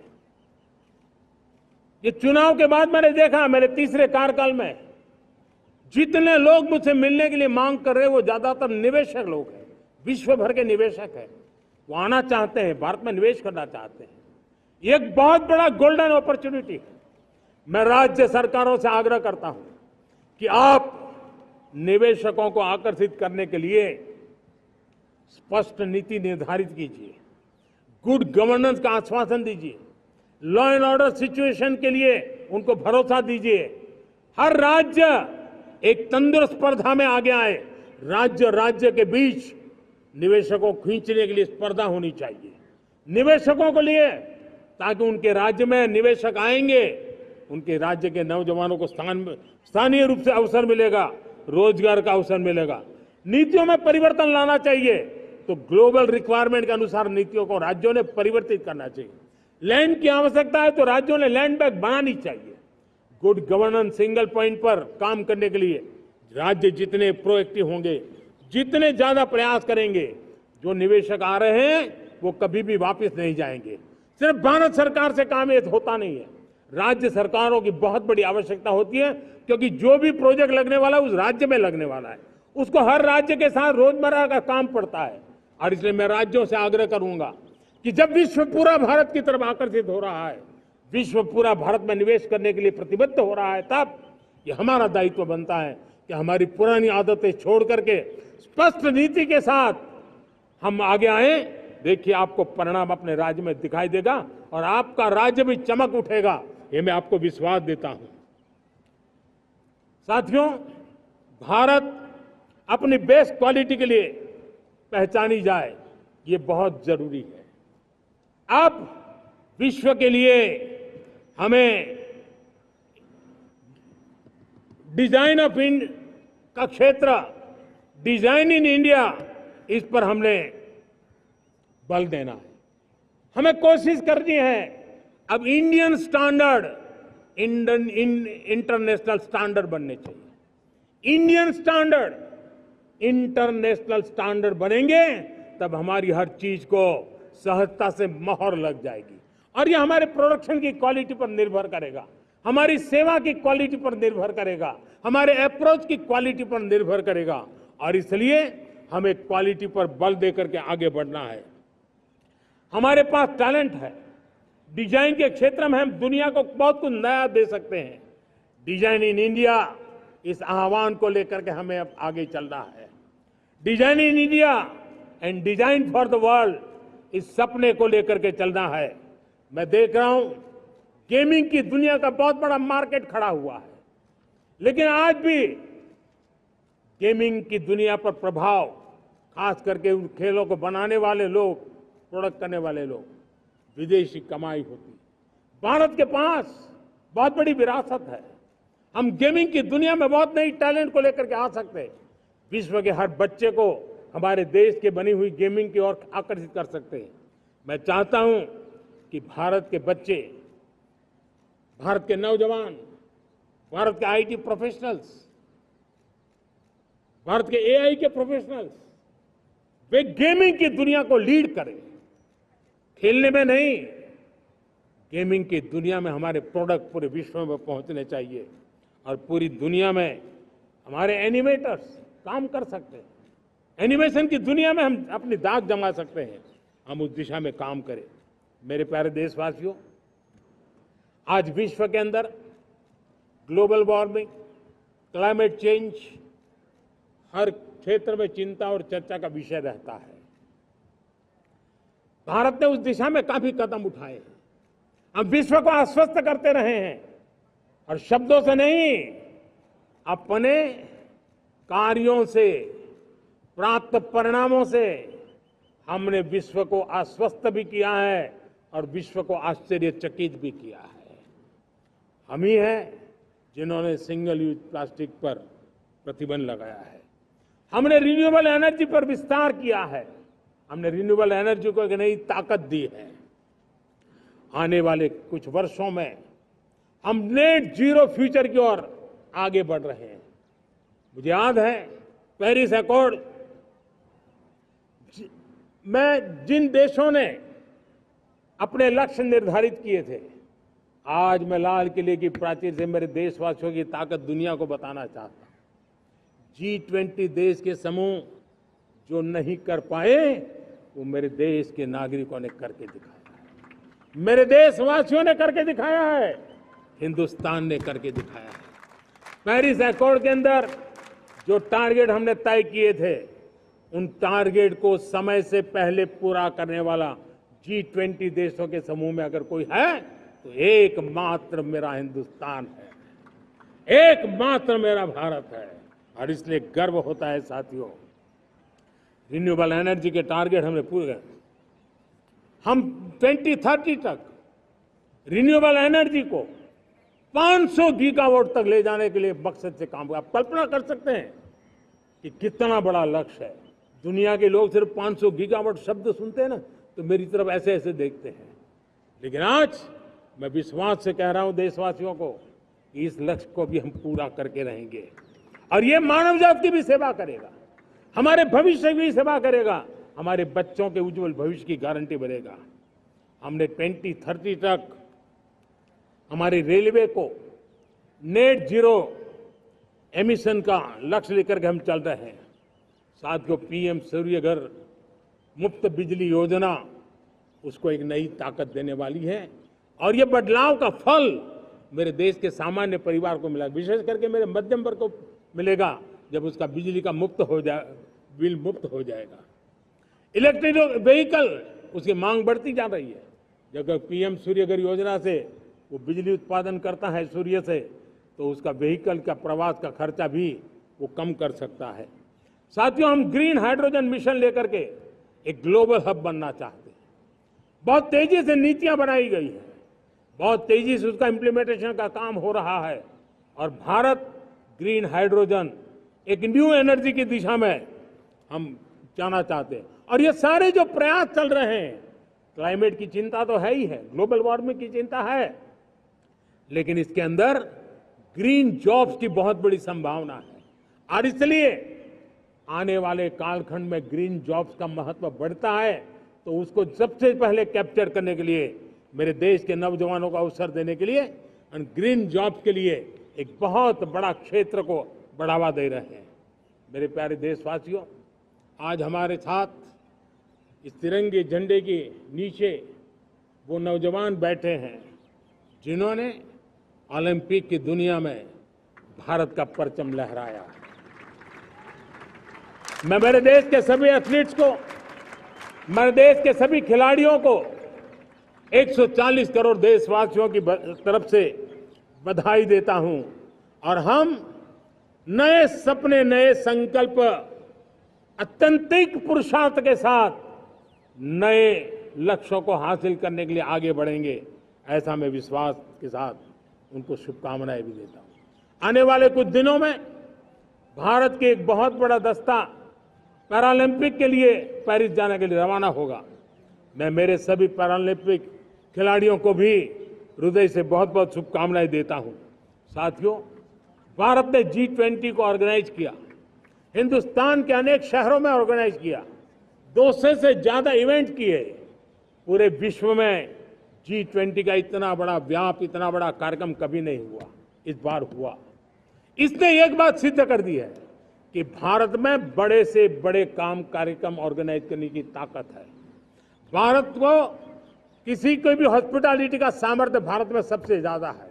अगर ये सिद्ध हो चुका है तो साथियों, हिंदुस्तान का सपना है कि 2036 में जो ओलंपिक होगा वो मेरे हिंदुस्तान की धरती पर हो। इसके लिए हम तैयारी कर रहे हैं, उसके लिए हम आगे बढ़ेंगे। साथियों, समाज के आखिरी तबके के जो लोग हैं, ये हमारा सामाजिक दायित्व है।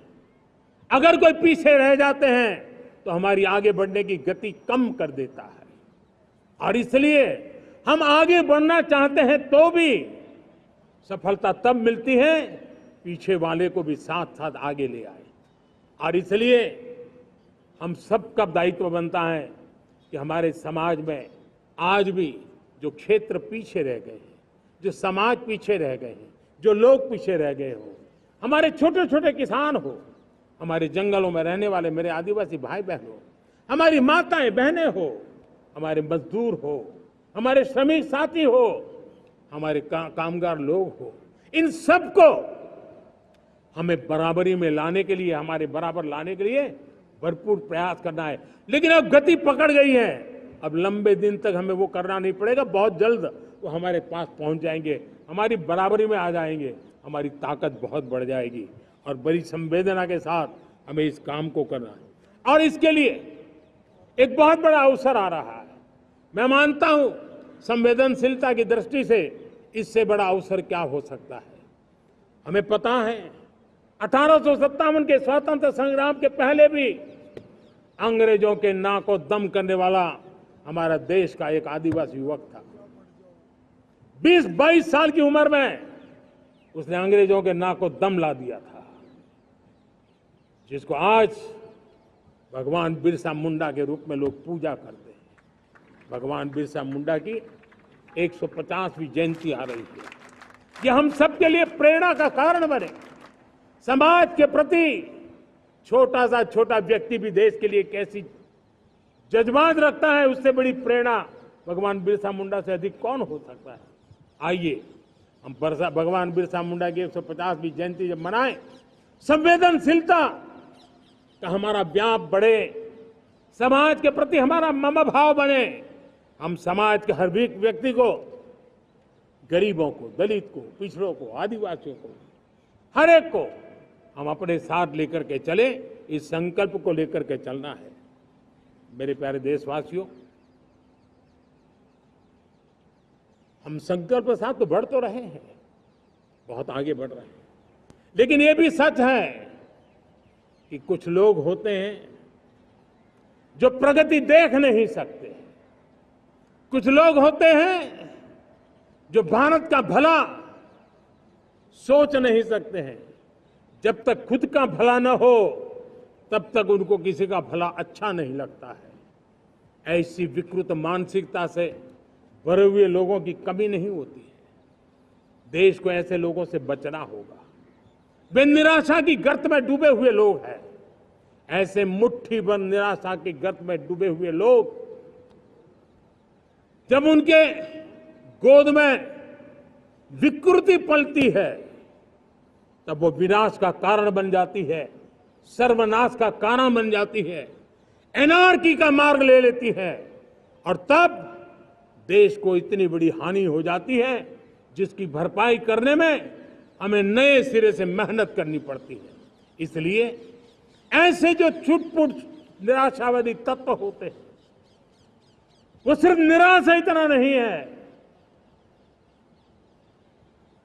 उनकी गोद में विकृति पल रही है। ये विकृति विनाश के, सर्वनाश के सपने देख रही है, ताने बाने जोड़ने की प्रयासों में लगी हुई है। देश को इसे समझना होगा। लेकिन मैं देशवासियों को कहना चाहता हूं कि हम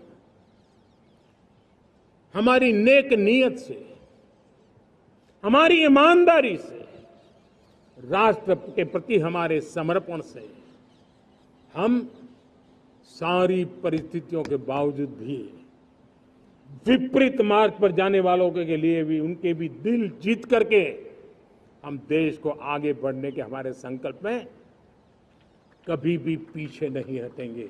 ये मैं विश्वास दिला चाहता हूं। साथियों,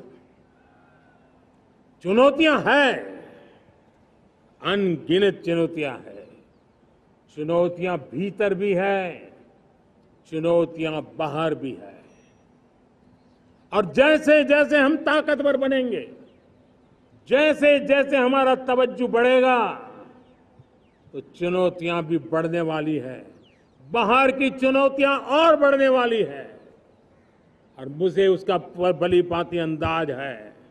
लेकिन मैं ऐसी शक्तियों को कहना चाहता हूं, भारत का विकास किसी के लिए संकट लेकर के नहीं आता।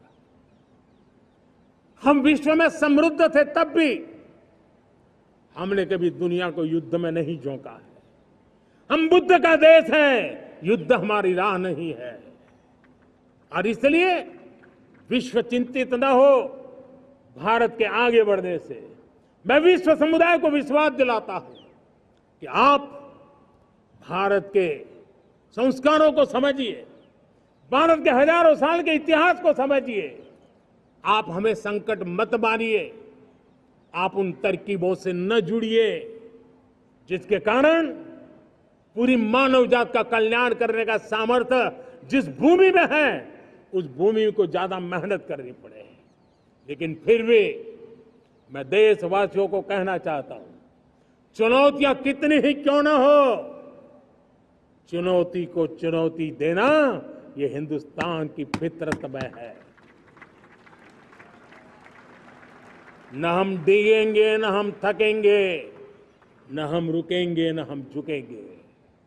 हम संकल्पों की पूर्ति के लिए 140 करोड़ देशवासियों का भाग्य बदलने के लिए, भाग्य सुनिश्चित करने के लिए, राष्ट्र के सपनों को साकार करने के लिए हम कोई कोर कसर नहीं छोड़ेंगे।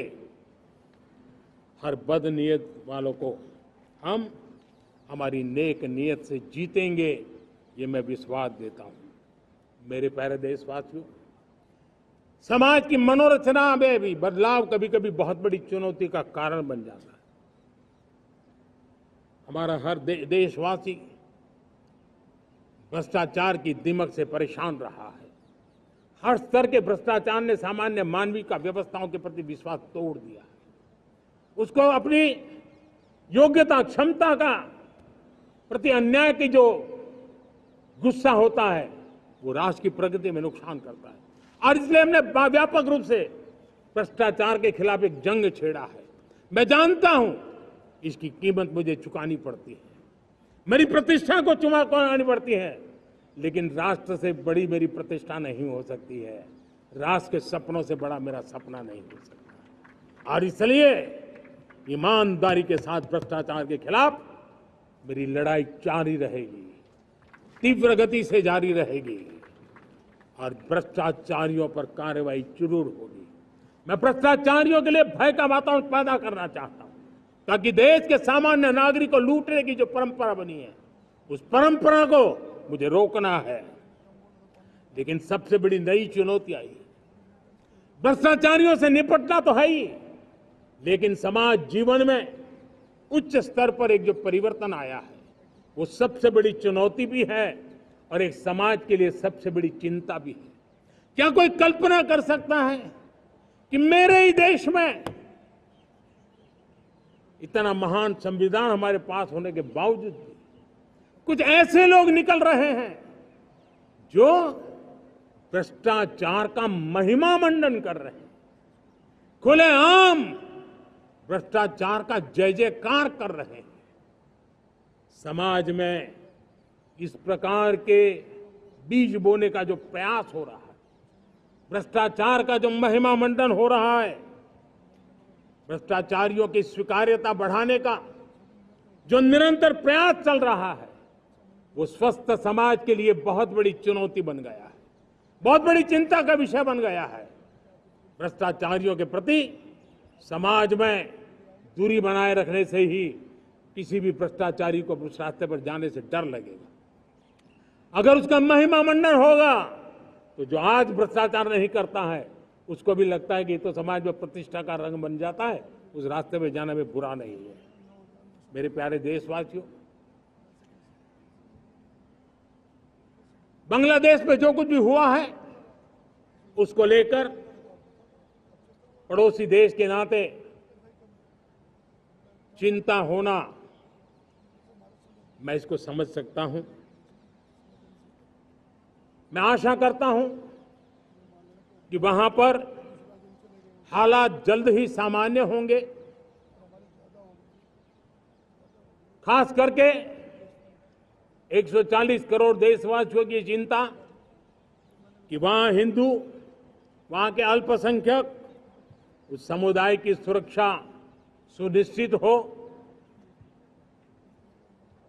भारत हमेशा चाहता है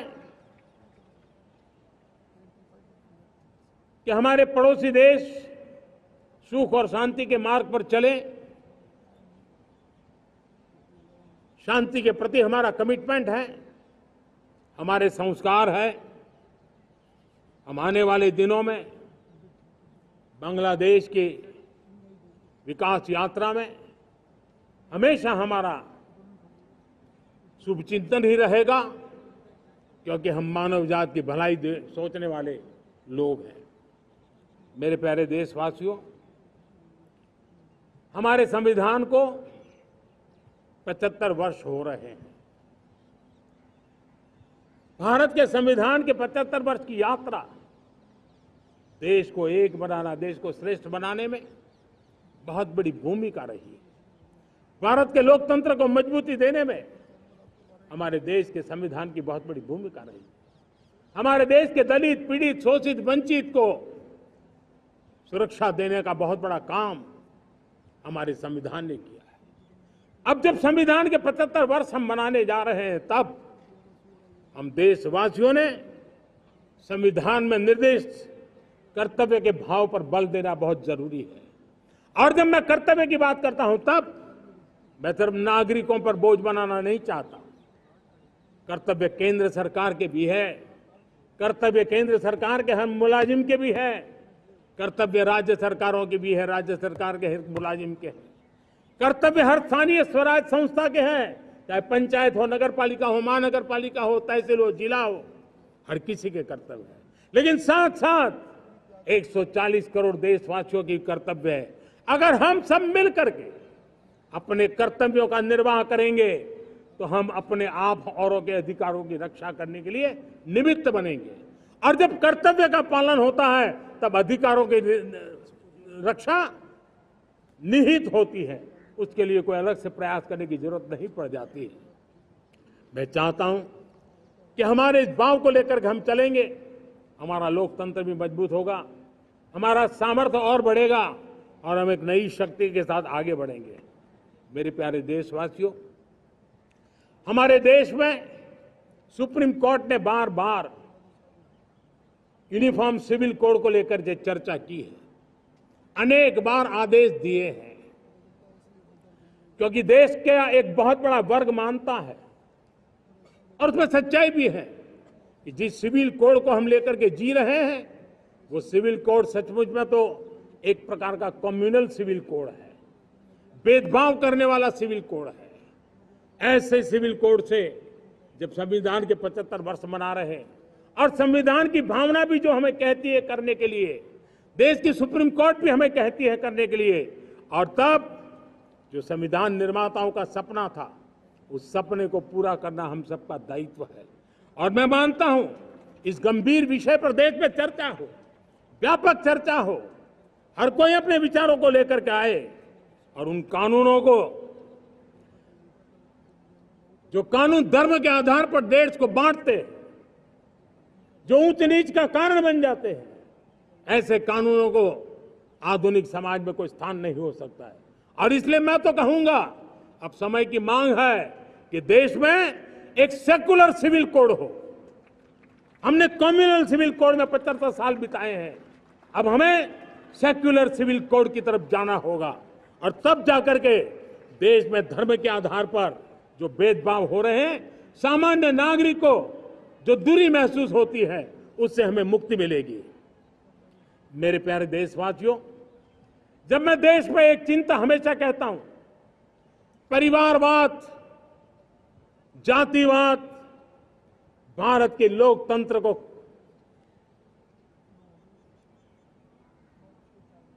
बहुत नुकसान कर रहा है। देश को, लोक राजनीति को हमें परिवारवाद और जातिवाद से मुक्ति दिलानी होगी। आज मैं देख रहा हूं मेरे सामने जो नौजवान है, उसमें लिखा हुआ है माय भारत, जिस संगठन का नाम है उसकी चर्चा लिखी है, यहाँ बहुत बढ़िया तरीके से लिखा हुआ है। माय भारत के अनेक मिशन है। एक मिशन ये भी है कि हम जल्द से जल्द देश में राजनीतिक जीवन में जनप्रतिनिधि के रूप में 1 लाख ऐसे नौजवानों को आगे लाना चाहते हैं। शुरुआत में 1 लाख नौजवानों को आगे लाना चाहते हैं, जिनके परिवार में किसी का भी कोई राजनीतिक बैकग्राउंड न हो, जिसके माता पिता, भाई बहन, चाचा, मामा, मामी कभी भी राजनीति में नहीं रहे, किसी भी पीढ़ी में नहीं रहे, ऐसे होनहार नौजवानों को फ्रेश ब्लड 1 लाख, चाहे वो पंचायत में आए, चाहे नगर पालिका में आए, चाहे जिला परिषदों में आए, चाहे विधानसभा में आए, लोकसभा में आए, 1 लाख नए नौजवान, कोई भी प्रकार का पूर्व का राजनीतिक इतिहास उनके परिवार का ना हो, ऐसे फ्रेश लोग राजनीति में आए ताकि जातिवाद से मुक्ति मिले, परिवारवाद से मुक्ति मिले, लोकतंत्र को समृद्धि मिले। और जरूरी नहीं है कि एक दल में जाए, उनको जो पसंद हो उस दल में जाए, उस दल में जाकर के वो जनप्रतिनिधि बन करके आगे आए।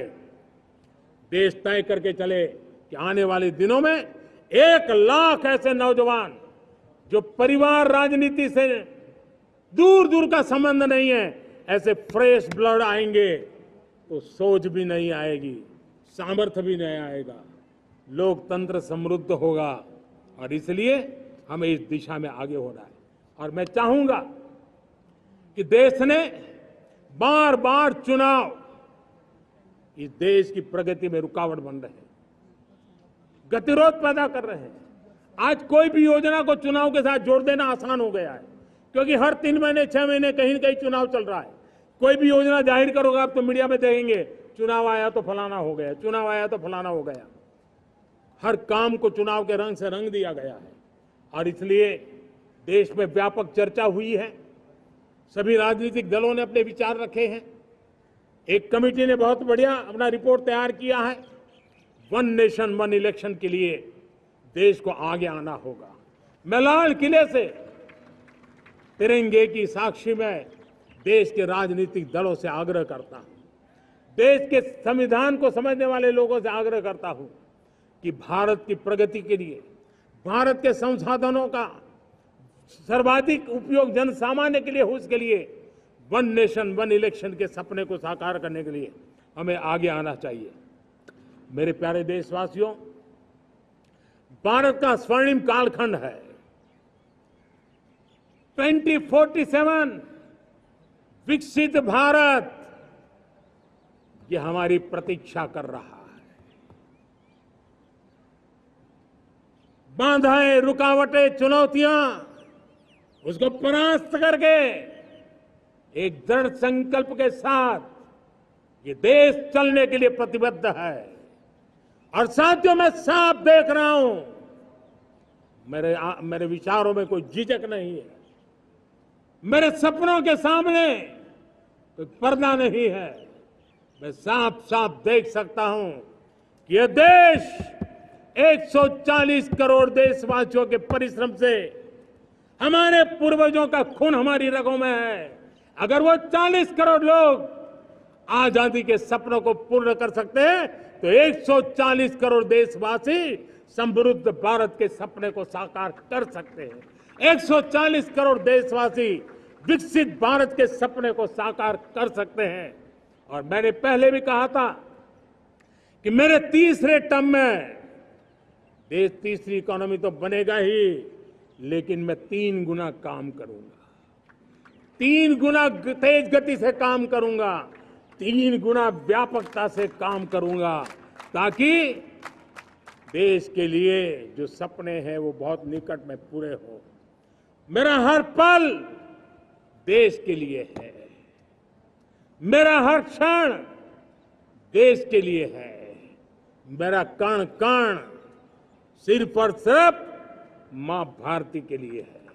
और इसलिए 24/7 फॉर 2047 इस प्रतिबद्धता के साथ आइए, मैं देशवासियों का आह्वान करता हूं, हमारे पूर्वजों ने जो सपने देखे थे उन सपनों को हम संकल्प बनाए, अपने सपनों को जोड़े, अपने पुरुषार्थ को जोड़े और 21वीं सदी जो भारत की सदी है उस सदी में स्वर्णिम भारत बना के रहें, उसी सदी में हम विकसित भारत बना के रहें और उन सपनों को पूरा करते हुए आगे बढ़े। और स्वतंत्र भारत 75 साल की यात्रा के बाद एक नए मुकाम पर बढ़ रहा है, तब हम कोई कोर कसर न छोड़े। और मैं आपको विश्वास दिलाता हूं, आपने मुझे जो दायित्व दिया है मैं कोई कोर कसर नहीं छोड़ूंगा। मैं मेहनत में कभी पीछे नहीं रहूंगा। मैं साहस में कभी कतराता नहीं हूं। मैं चुनौतियों से कभी टकराते से डरता नहीं हूं। क्यों? क्योंकि मैं आपके लिए जीता हूं। मैं आपके भविष्य के लिए जीता हूं। मैं आप भारत माता के उज्जवल भविष्य के लिए जी रहा हूं और उस सपनों को पूरा करने के लिए आज राष्ट्र ध्वज के छाया में, तिरंगे की छाया में दृढ़ संकल्प के साथ हम आगे बढ़े। इसी के साथ मेरे साथ बोलिए, भारत माता की, भारत माता की, भारत माता की, वंदे वंदे वंदे वंदे। जय हिंद, जय हिंद, जय हिंद। विकसित भारत बनाने के लिए पीएम मोदी को देश भर से सुझाव भी मिले। Bureau report.